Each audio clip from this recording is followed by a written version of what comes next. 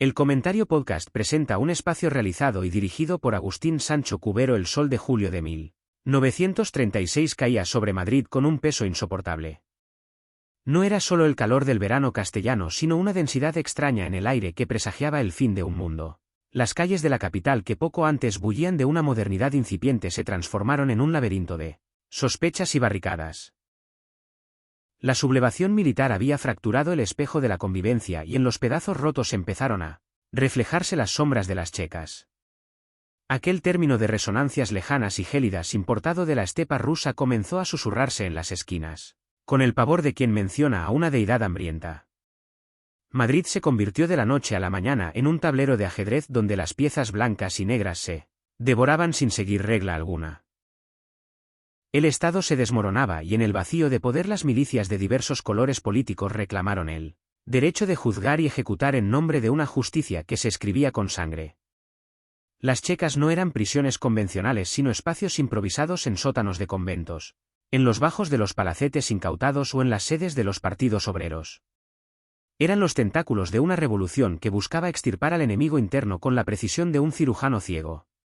La primera gran sombra que se proyectó sobre la ciudad fue la checa de fomento instalada en el Palacio de los Duques de Medinaceli. Allí el Comité Provincial de Investigación Pública dictaba sentencias que se cumplían bajo la luz de la luna en las tapias de los cementerios o en los descampados de la carretera de Valencia. El ambiente en aquel palacio era una mezcla dantesca de lujo aristocrático y hedor a miedo.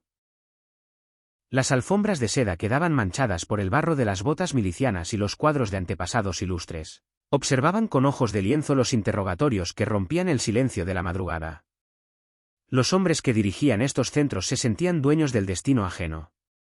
No buscaban pruebas sino confesiones de culpas que a menudo consistían simplemente en haber nacido en una clase social determinada, en profesar una fe o en haber votado a un partido de orden. El nombre de Agapito García Atadell empezó a sonar con la fuerza de un trueno funesto. Su brigada del amanecer se especializó en los registros domiciliarios y las detenciones que ocurrían siempre cuando la oscuridad era más profunda. El ruido de los motores de los camiones rompiendo el silencio de la noche se convirtió en la música del terror para miles de madrileños que esperaban tras sus puertas el golpe seco de la culata de un fusil. La Checa de Bellas Artes en la calle de Alcalá era otro de los nodos de este sistema nervioso del miedo. Bajo las cúpulas que debían albergar el genio creativo de la nación se instaló un centro de detención donde el eco de los lamentos se mezclaba con el bullicio de los milicianos que celebraban su poder recién adquirido. No había abogados ni jueces de carrera sino hombres con pistolas al cinto que decidían en pocos minutos si una vida merecía seguir siendo tal. La ciudad vivía una dualidad esquizofrénica. Por el día los mercados intentaban mantener una apariencia de normalidad y los tranvías seguían recorriendo las arterias principales, pero al caer la tarde el miedo se filtraba por las rendijas de las ventanas cerradas a cal y canto. Las sacas se convirtieron en un término cotidiano y terrible. Significaba el traslado de presos hacia un destino incierto que casi siempre terminaba en una cuneta.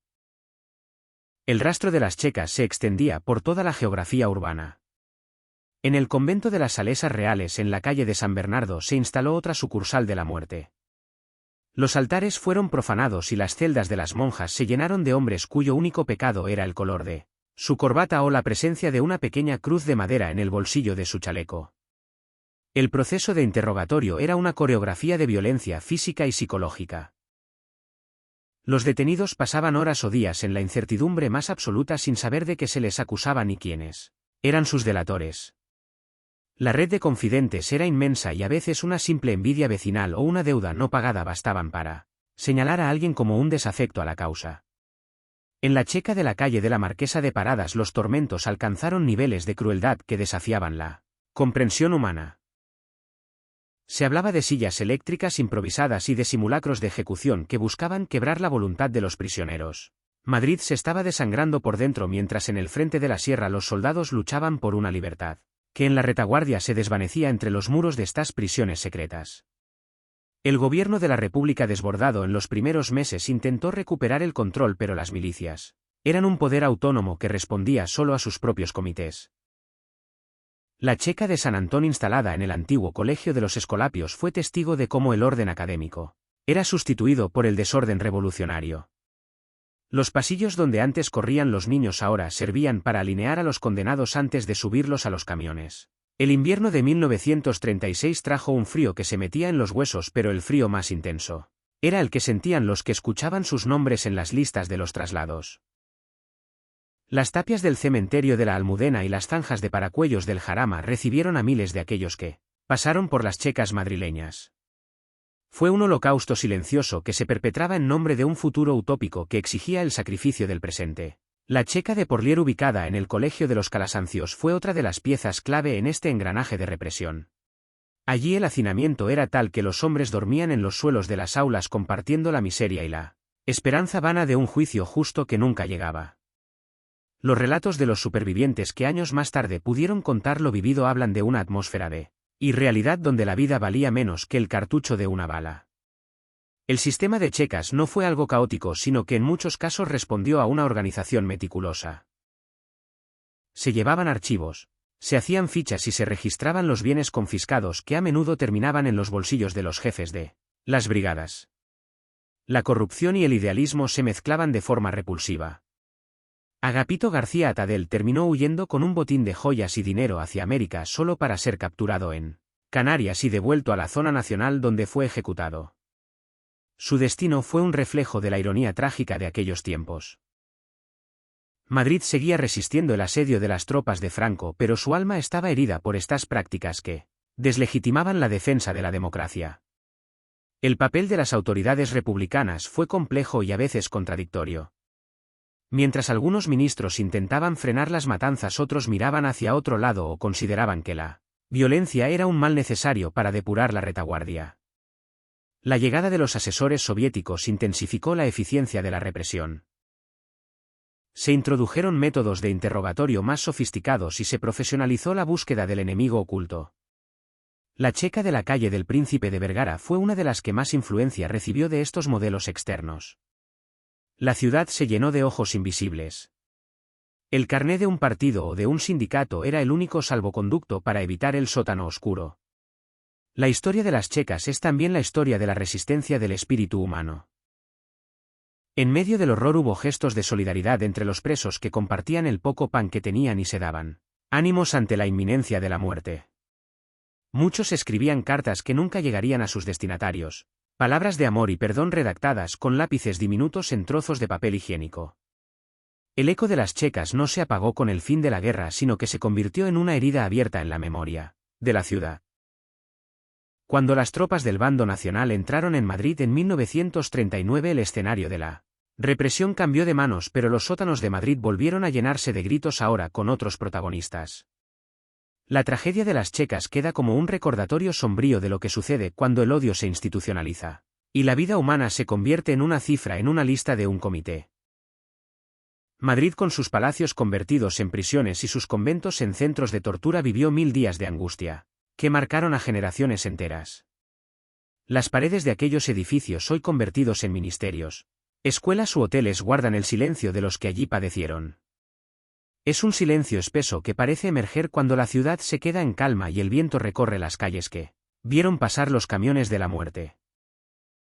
La historia no debe ser una condena sino un aprendizaje, pero las sombras de las checas son tan alargadas que todavía hoy parece difícil caminar por Madrid sin sentir el roce de aquellas almas perdidas en la tormenta de la guerra civil. La geografía del dolor es extensa. Desde la calle de Fomento hasta la Ronda de Atocha, pasando por los barrios más aristocráticos y los suburbios más humildes, ningún rincón de la capital quedó libre de la sospecha. El sistema de las checas fue una manifestación del colapso de la civilización, donde la palabra justicia fue secuestrada por el fanatismo. Los hombres que apretaban el gatillo y los que señalaban con el dedo creían estar construyendo un mundo nuevo, pero solo estaban levantando un monumento a la barbarie.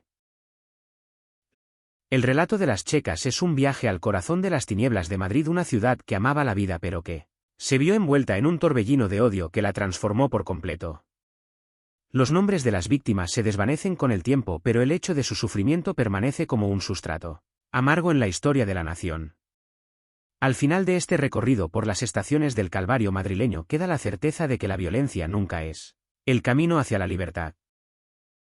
Las checas de 1936 son un espejo donde debemos mirarnos para no repetir los errores que llevaron a un pueblo a devorarse a sí mismo. El resplandor de las luces modernas de la Gran Vía no puede ocultar que bajo el asfalto late el recuerdo de un tiempo en el que la luz de la luna era la única testigo de las sentencias dictadas por hombres ciegos de ideología. La capital de España, con su orgullo y su casticismo, sufrió la herida de estas cárceles del pueblo que no tenían nada de populares y mucho de Inquisición moderna. El final de la historia de cada una de estas checas es similar. Cuando la guerra se acercaba a su fin, los archivos fueron quemados y los responsables intentaron borrar sus huellas. Pero el recuerdo de los vecinos y las marcas en las paredes fueron más resistentes que el fuego. Hoy caminar por la calle de Alcalá o por el Paseo de la Castellana supone cruzar por delante de lugares que fueron escenarios de una tragedia griega trasladada al centro de Castilla. La importancia de recordar estos hechos no reside en la venganza, sino en la comprensión de la fragilidad del orden social. Cuando las instituciones desaparecen y la turba toma el mando, el resultado es siempre el mismo: el triunfo de los peores instintos sobre la dignidad humana. Madrid fue una víctima y un verdugo en aquel drama donde las checas fueron los altares de un sacrificio innecesario. La lluvia de los años ha intentado lavar las manchas de sangre, pero la memoria tiene una consistencia que desafía al olvido. Las historias de los que entraron en el Palacio de Fomento y nunca salieron forman parte del tejido invisible de la ciudad, un tejido hecho de susurros y sombras que se activan cuando el sol se pone tras la sierra de Guadarrama. La historia de las checas es en última instancia una lección sobre la necesidad de la tolerancia y el respeto absoluto por la vida ajena, valores que en aquel 1936 parecieron arder en las hogueras de la intolerancia. La ciudad de Madrid, hoy libre y vibrante, debe su libertad también al recuerdo de aquellos que la perdieron en los sótanos de la infamia. No hay mayor honor para los caídos que el compromiso de los vivos de no volver a permitir que la oscuridad de las checas regrese a nuestras calles. Las sombras se alargan y el relato llega a su término, pero la resonancia de las palabras escritas en los muros de las celdas de Porlier sigue vibrando en el aire. Son palabras de esperanza en medio de la desesperación, mensajes de hombres y mujeres que en su hora más extrema supieron que la dignidad es lo único que el verdugo no puede arrebatar. Madrid descansa bajo las estrellas, pero su historia es un libro abierto donde las páginas dedicadas a las checas son las más difíciles de leer y sin embargo las más necesarias para entender quiénes somos y hacia dónde vamos. El espacio del programa llega a su conclusión habiendo recorrido los senderos polvorientos de la memoria histórica, donde la verdad a menudo duele pero siempre libera. Las checas fueron un paréntesis de horror en la historia de una ciudad que merece ser recordada por su alegría y no por sus prisiones secretas. Queda en el aire el aroma de los jazmines del verano madrileño mezclado con el recuerdo del frío de los inviernos de guerra, una mezcla que define el carácter de una capital que ha sabido sobrevivir a sus propios fantasmas. El tiempo pasará y los edificios cambiarán de nombre, pero la historia grabada en sus cimientos permanecerá inalterable, esperando a que alguien la cuente para que el sacrificio de tantos no caiga en el pozo del desinterés. La crónica de las checas de Madrid se cierra aquí con el respeto debido a todos los que sufrieron y con la mirada puesta en un futuro donde las únicas cadenas que existan sean las de la concordia y el entendimiento entre los hombres de buena voluntad. La ciudad despierta a un nuevo día lejos de los ruidos de los camiones de asalto y de los gritos en la madrugada, agradecida por la paz que tanto costó conseguir. El pasado es un prólogo y en las calles de Madrid cada paso que damos es un homenaje silencioso a los que no pudieron seguir caminando. La historia de las checas es el relato de una caída en el abismo, pero también es la prueba de que incluso en la noche más oscura el ser humano es capaz de buscar la luz con una tenacidad inquebrantable. Espacio realizado y dirigido por Agustín Sancho Cubero. Gracias por su atención. Hasta la próxima edición del programa.